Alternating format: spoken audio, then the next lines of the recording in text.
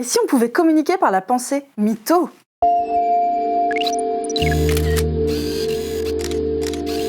Vous avez peut-être déjà vécu cette situation. À l'école, votre prof prononce le mot artichaut, ça arrive. Ça vous rappelle la fois où votre meilleure amie vegan avait confondu les mots artichaut et escargot et avait eu une drôle de surprise au resto. Vous échangez un regard avec elle, vous vous comprenez sans piper mot et vous partez en fou rire toutes les deux. Est-ce que vous venez de lire dans les pensées l'une de l'autre? La télépathie existe-t-elle vraiment? Pour essayer de le prouver, tournons-nous d'abord vers le paranormal. Ça est, ceux qui croient en les fantômes, les ovnis, les médiums, tout ça. Eh bien, fait original, l'un de leurs adeptes, Charles Honiton, a monté dans les années 1970 un protocole scientifique.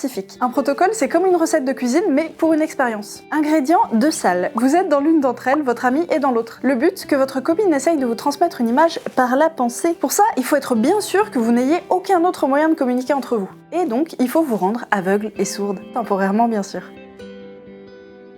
Pour ce faire, on vous transforme un peu en méchant de James Bond. La pièce est baignée d'une lumière rouge, vous vous enfoncez dans un fauteuil hyper confortable, portez des lunettes presque opaques et un casque audio qui diffuse du bruit blanc, comme ceci. Bref, tout est fait pour que vous ne voyiez et n'entendiez rien. Pendant ce temps, dans la pièce à côté, votre amie va choisir l'image à vous envoyer par la pensée. Elle en regarde une au hasard parmi plusieurs photos étalées devant elle. Votre mission, si vous l'acceptez, consiste maintenant à réciter à voix haute toutes les pensées et les images qui vous passent par la tête. Oui, toutes.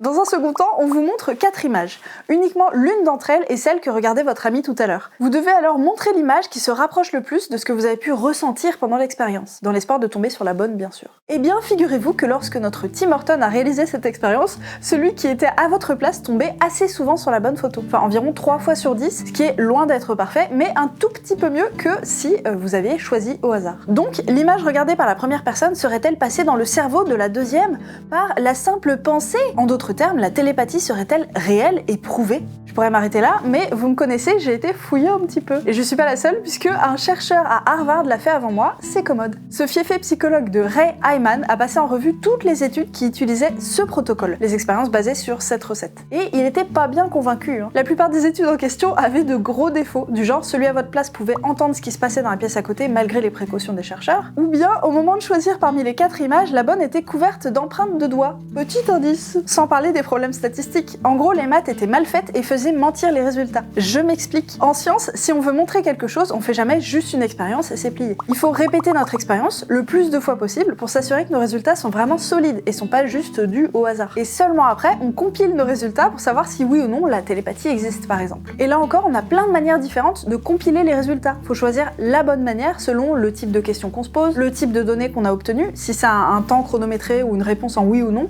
on n'appliquera pas les mêmes tests statistiques par exemple. C'est pas évident du tout. Il y a même des gens dont c'est le métier et qui vous aident à bien poser votre question de recherche à la base pour avoir un protocole solide et qui dégainent les bons tests statistiques pour déchiffrer vos résultats une fois que l'expérience est faite. Et donc là, notre chercheur en psychologie a trouvé qu'il y avait aussi des erreurs au niveau des statistiques dans les études. Et voilà, un énième débat entre les scientifiques d'un côté et les magiciens de l'autre. Sauf que pas du tout. Et ce qui s'est passé est beau comme un bébé pigeon. Les deux camps se sont unis pour monter une nouvelle recette moins hasardeuse et garantie sans huile de palme. C'est beau quand même, non? Que tout le monde mette leurs différences de côté comme ça pour le bien commun? On se croirait dans le Roi Lion 2. Pour réduire les erreurs humaines, ils vont donc décider d'utiliser un ordinateur. Et oui, si votre copine choisit la photo d'un clic, ça empêche qu'elle laisse sur l'image ces grosses empreintes de doigts tout gras là, qui pourraient fausser l'expérience. Entre autres raisons de préférer les ordinateurs aux humains, bien sûr. Et alors, grâce à ces dévoués psychologues et parapsychologues, on a enfin su si la télépathie existait.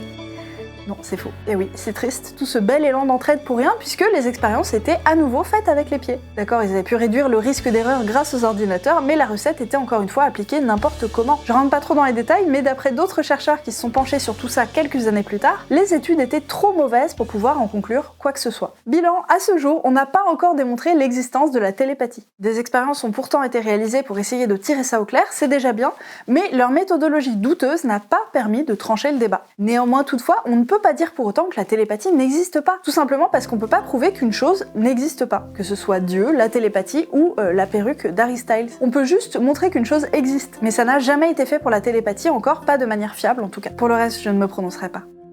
Et puis finalement, c'est peut-être pas plus mal de garder nos pensées pour nous-mêmes. Tenez, on va finir par un test au protocole hautement rigoureux. Je pense à un truc et je vous laisse écrire ce que c'est en commentaire. Si les résultats sont statistiquement significatifs, on aura fait avancer la science.